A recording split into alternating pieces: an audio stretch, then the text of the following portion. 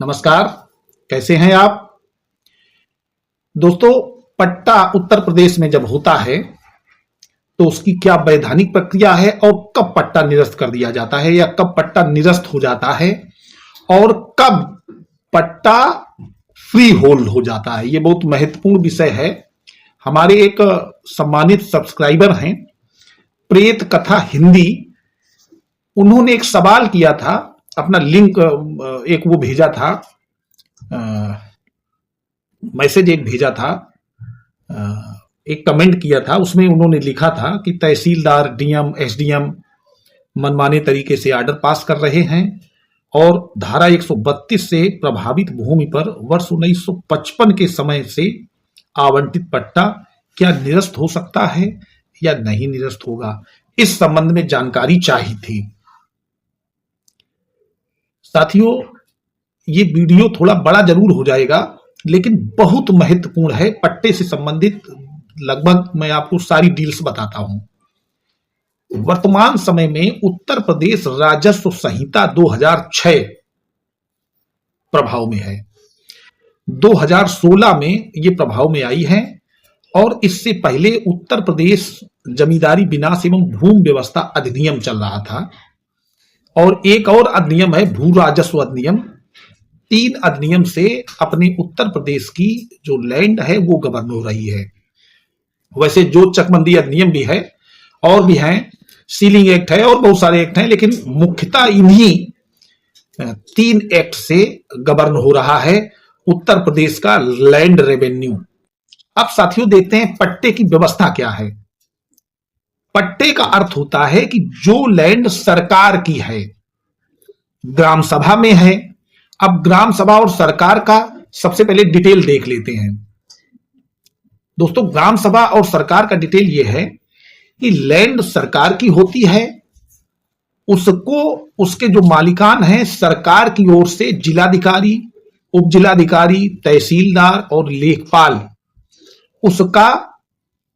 उसकी देखभाल, उसको मतलब एक प्रकार से उस पर अपना सिकंजा रखते हैं, उसका अधीक्षण करते हैं और जो ग्राम सभा है उसकी देखरेख में वो जमीन रहती है। माने उसका कब्जा भी ग्राम सभा के पास रहता है लेकिन मालिकाना हक राज्य सरकार का होता है।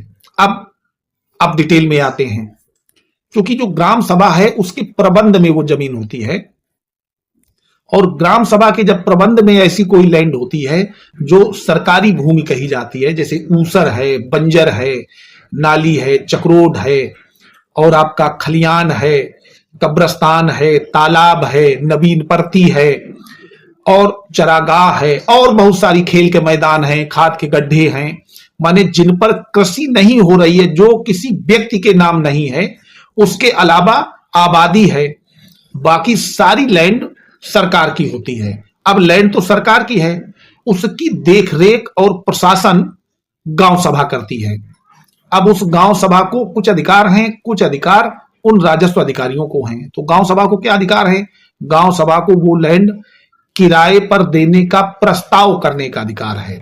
अगर कोई किराया आता है तो वसूल करके अपने ग्राम सभा के कोष में जमा करने का अधिकार है, किराए पे उठाने का अधिकार है, लेकिन वो केवल प्रस्ताव कर सकती है। ग्राम सभा जो भूमि प्रबंधक समिति है उसी ग्राम सभा में बनाई जाती है। उस भूमि प्रबंधक समिति का जो अध्यक्ष होता है वो प्रधान होता है और सचिव होता है वो लेखपाल होता है। तब ये 2 लोग प्रमुख होते हैं और उस भूमि प्रबंधक समिति के सदस्य उस गांव के जो वार्ड होते हैं अलग अलग, उन वार्ड के जो सदस्य होते हैं वो उस भूमि प्रबंधक समिति के सदस्य होते हैं।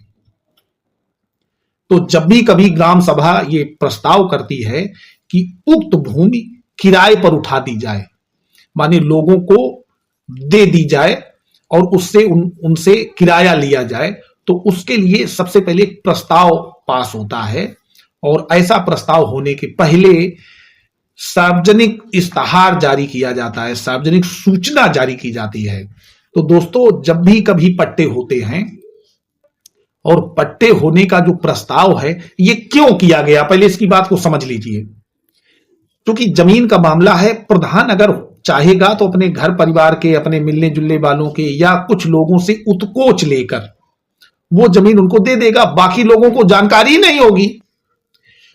सभी लोगों को जानकारी हो जाए, इसके लिए सबसे पहले जब मीटिंग होने वाली होती है गांव सभा की, भूमि प्रबंधक समिति की, प्रधान, लेखपाल और अन्य सदस्य और सभी गांव के लोग, उनको एक सार्वजनिक सूचना जारी की जाती है। वो अखबार में निकलवाई जा सकती है, उसकी डुगडुगी पिटवाई जा सकती है। तो जब तक सार्वजनिक सूचना जारी ना हो जाए तब तक भूमि प्रबंधक समिति की मीटिंग जो है वो अवैध होती है। तो ये साथियों मैं इसलिए बता रहा हूं कि इन्हीं ग्राउंड्स पर पट्टे कैंसिल हो जाते हैं। जैसे प्रधान ने और लेखपाल ने कुछ लोगों से पैसा लेकर के एक लिस्ट तैयार करी और उसमें सबसे पहले लिखा कि भूमि प्रबंधक समिति ने आज फला फला दिन एक प्रस्ताव पारित किया कि उक्त भूमि इन इन लोगों को किराए पर उठा दी जाए। किसी को जानकारी नहीं है। उन लोगों ने प्रधान को अगर पैसा दे दिया है या लेखपाल को पैसा दे दिया है तो कैसे, आपको कैसे पता चलेगा? आप एक सामान्य जन हैं, मान लीजिए कहीं बाहर रहते हैं या रोज आप श्रमिक हैं, सुबह चले जाते हैं, पूरे दिन मजदूरी करते हैं, श्रम करते हैं, वापस लौट आते हैं, आपको तो पता ही नहीं है। इसलिए यह व्यवस्था की गई कि सबसे पहले सार्वजनिक सूचना जारी की जाए, ऐसे स्थानों पर उसकी नोटिस चस्पा कर दी जाए, अखबार में निकलवा दिया जाए, जिससे यह पता चले कि फला डेट में गांव सभा में मीटिंग होनी है। साथियों, इसके बाद जब सार्वजनिक सूचना जारी हो जाती है, सभी लोगों को यह पता हो जाता है कि फला डेट में यह मीटिंग होनी है, तो उस मीटिंग में लोग इकट्ठे होते हैं। और इकट्ठे होने के बाद चूंकि आप जहां रहते हैं, आप जिस मोहल्ले में रहते हैं, उस मोहल्ले का जो सदस्य है वो भी उस भूमि प्रबंधक समिति का सदस्य है। वो भूमि प्रबंधक समिति का सदस्य आपके नाम का प्रस्ताव करेगा। तो सबसे पहले एक लिस्ट बनती है, उस लिस्ट में प्रस्ताव किया जाता है, उनका नाम लिखा जाता है। पट्टे होने में दो लिस्टें बनती हैं, एक में जिनके प्रस्ताव किए गए हैं वो होते हैं, फिर उनमें से जब जांच होती है तो कुछ नाम काट दिए जाते हैं क्योंकि वो अपात्र होते हैं। तो पात्र व्यक्तियों की सूची बनती है। पहले प्रस्ताव में, प्रस्ताव भी पात्र व्यक्तियों के लिए होता है, तो उसमें आप अपना नाम एंट्री करा दें। उसमें प्रपोज्ड लैंड भी लिखी जाती है कि किस जमीन को आपको आवंटित किया जाएगा या कौन सी जमीन आपको किराए पर दी जाएगी। तो पूरी गांव सभा में जो जो जमीनें खाली होती हैं और ऐसी होती हैं जो किराए पर उठाई जा सकें, जो सुरक्षित भूमि नहीं है, जैसे तालाब है तो उसका आवंटन नहीं होगा, चक्रोड, नाली, खड़ंजा सड़क, कब्रस्तान, मरघट, खेल का मैदान, चरागाह, इनका आवंटन नहीं होगा। लेकिन जो ऊसर है, बंजर है, नवीन परती है, हरिजन आबादी है, नवीन आबादी है, खाद के गड्ढे हैं, ये सब चीजें अगर होने योग्य हैं तो दी जाएंगी। तो उनका प्रपोजल लिखा जाता है, प्रस्ताव लिखा जाता है। अब वो प्रस्ताव लिख गया, मान लीजिए आपका नाम उसमें सबमिट हो गया, तो इसके बाद में एक टाइम दिया जाता है कि अगर गांव सभा के किसी भी व्यक्ति को कोई आपत्ति हो इस प्रस्ताव पर तो अपनी आपत्तियां प्रस्तुत कर सके। उन आपत्तियों का टाइम दिया जाता है। अगर वो टाइम नहीं दिया गया है तब भी वो पूरी प्रक्रिया ही दूषित हो गई और कभी भी पट्टे खारिज हो सकते हैं, वो चाहे 1955 के पट्टे हो या और पहले के पट्टे हो। क्योंकि कपट के आधार पर, असम्य कसर के आधार पर और इन आधारों पर जो ग्राउंड दिए हुए हैं, जो भी पट्टे होते हैं वो कभी भी निरस्त हो सकते हैं। अच्छा, इसके बाद में उस लिस्ट को दिया जाता है राजस्व अधिकारियों को। सबसे पहले एसडीएम के हाथ दिया जाता है। तो एसडीएम क्या करते हैं, एसडीएम जो कि तहसील लेवल पर सक्षम अधिकारी हैं उप जिले के, वो एसडीएम सबसे पहले लेखपाल को ही वो जांच करने के लिए देते हैं। तो लेखपाल अपनी, चूंकि उसने वो सचिव रहा ही है, भूमि प्रबंधक समिति का सदस्य भी है, तो वो अपनी रिपोर्ट लगा देता है कि सभी लोग पात्र हैं और पात्र व्यक्तियों की ये सूची है और सब लोगों ने मिलकर तैयार की है।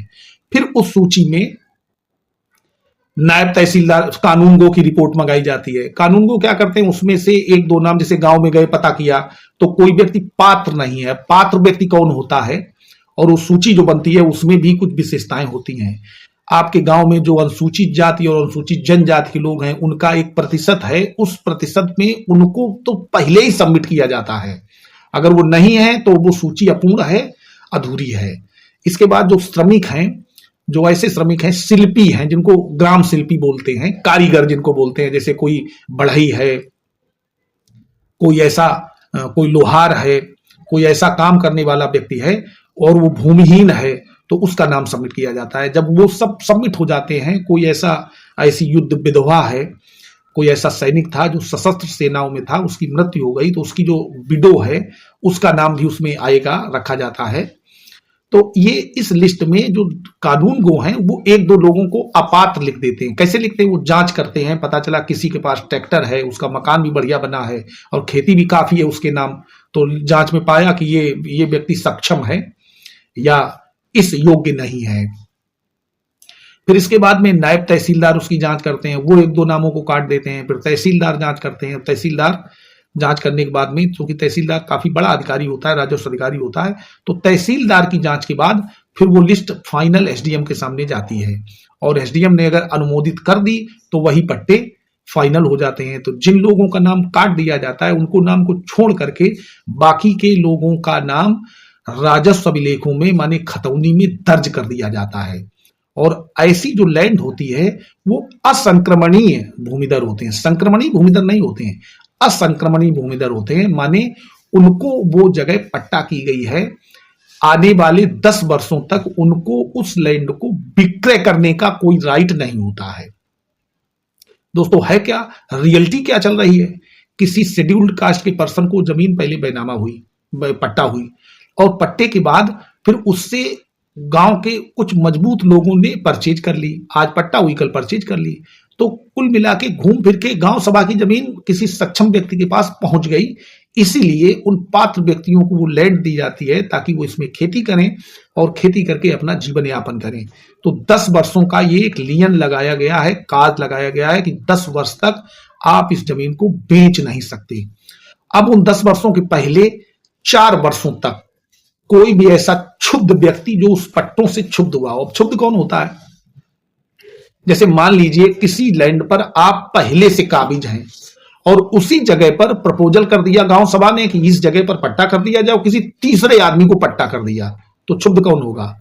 वही व्यक्ति क्षुब्ध होगा जो पहले से वहां पोजीशन में है या उसकी जगह में कोई कुछ ऐसा बना हुआ है, कुछ उसने पेड़ लगा दिए हैं, तो वो व्यक्ति पट्टा कैंसिल कराने के लिए 198 सब सेक्शन 4 यूपीजेडे के अंतर्गत जिलाधिकारी माने जो डिस्ट्रिक्ट मजिस्ट्रेट हैं उनकी कोर्ट में एक मुकदमा दाखिल करेगा और सभी लोगों को पक्षकार बनाएगा, मैं भूमि प्रबंधक समिति के, और कहेगा कि ये जगह ये पत्रावली या ये पट्टा निरस्त कर दिया जाए, चूंकि हम यहां पहले से पोजीशन में हैं, तो मुकदमा चलने लगेगा, पूरी पत्रावली विवादित हो गई। तो ऐसे ही अगर विवादित हो गई है तो फिर उसकी जांच होती है और बड़े भाई एसडीएम से ऊपर डिस्ट्रिक्ट मजिस्ट्रेट हैं, तो ऐसे अधिकारियों द्वारा जब जांच की जाती है और जांच में कुछ ऐसा निकल के आता है, क्योंकि सभी लोगों को बुलाया जाता है, सभी से आपत्तियां मांगी जाती हैं, सभी पक्षकार होते हैं, सरकारी जो डीजीसी रेवेन्यू हैं वो उसमें गांव सभा की ओर से पक्ष रखते हैं, जो पैनल लॉयर होते हैं वैसे पैनल लॉयर आते हैं, चूंकि वो गांव सभा की ओर से हैं, और उत्तर प्रदेश सरकार अगर पार्टी होती है तो राज्य सरकार की ओर से डीजीसी रेवेन्यू आते हैं। तो वहां पर जिस समय अपनी अपनी बात रखी जाती है तो कहीं ना कहीं ऐसा आ जाता है कि पूरी पत्रावली फेक है, फर्जी है, पैसा लिया गया है या और कोई समस्या है, तो पट्टे कैंसिल हो सकते हैं। अब उसमें कई ग्राउंड्स आ जाते हैं कि व्यक्ति पात्र नहीं थे, जो लैंड थी वो सुरक्षित भूमि थी। अब अगर सुरक्षित भूमि है तो सुरक्षित भूमि का पट्टा क्यों नहीं होता? वो पूरी गांव सभा के प्रत्येक व्यक्ति के यूज के लिए होती है। जैसे तालाब, कोई भी व्यक्ति आएगा अपने जानवरों को पानी पिलाएगा या नहा सकता है या और भी कभी सिंचाई कर सकता है, खेत में पानी की आवश्यकता है, कभी आग लग जाए तो उससे पानी बुझाने के लिए काम आ सकता है। तो जब गांव के प्रत्येक व्यक्ति के प्रयोजन के लिए वो लैंड है तो उसको सुरक्षित भूमि कहते हैं, उसका पट्टा नहीं हो सकता। अगर उसका पट्टा हो गया है तो वो कभी भी निरस्त कराया जा सकता है। इस पर एक अभी अगर इस वीडियो में हम उस रूलिंग को या केस को कंफर्म करेंगे तो बहुत लंबा हो जाएगा, वो 40-50 पन्ने का केस है और वो उत्तर प्रदेश रेवेन्यू बोर्ड में जजमेंट हुआ है। और उस केस में ऐसा बताया गया है कि रामपुर डिस्ट्रिक्ट में एक ऐसी लैंड थी जो रामपुर स्टेट उस समय हुआ करती थी, उसमें जो नाम दर्ज था उसके आधार पर वो कि सुरक्षित भूमि है या नहीं है। क्योंकि अपने उत्तर प्रदेश में रेवेन्यू का सिस्टम थोड़ा अलग था पहले, जमींदारी के और पहले, तो नाम तो वही दर्ज हैं, उनकी कैफियत दर्ज है। तो इस स्टेज पर अगर ऐसी स्थिति आती है कि सुरक्षित भूमि का पट्टा हुआ है, सुरक्षित भूमि थी। सुरक्षित भूमि का है अर्थ कि वो पूरे गांव सभा के लिए थी, किसी एक व्यक्ति को कैसे दे दी जाए तो वो पट्टा निरस्त हो सकता है। लेकिन अगर बहुत लंबे समय से उसमें कब्जा चला आ रहा है, जैसे मान लीजिए आपको पट्टा हो जाता है, पट्टे के पहले भी कब्जा आपका ही है और उस कब्जे का आप कोई प्रमाण प्रस्तुत कर देते हैं, जैसे आप वहां पर जो लगान सिंचाई दे रहे हैं या कुछ ऐसा वहां कर रहे हैं जिसका कोई प्रमाण आपके पास मौजूद है, आपका खसरे में नाम दर्ज हो रहा है, खसरे में नाम इंद्राज है, पोजीशन का विवरण है, तो आपको वो लैंड, तो वो पट्टा फिर कैंसिल नहीं होगा, कंफर्म हो जाएगा। तो दोस्तों, चूंकि सरकार से आप जमीन ले रहे हैं तो कभी कभी लंबी कानूनी लड़ाई लड़नी पड़ती है, और 10 वर्षों में अगर 10 वर्ष तक कोई समस्या नहीं होती है तो आपको संक्रमणीय भूमिदर के अधिकार प्राप्त हो जाते हैं। आप उस लैंड को बेच सकते हैं, आप उस लैंड को ट्रांसफर कर सकते हैं, आप जो चाहें कर सकते हैं, जिस प्रकार की फसल चाहें वो लगा सकते हैं, फिर वो ग्राम सभा आपको दे देती है।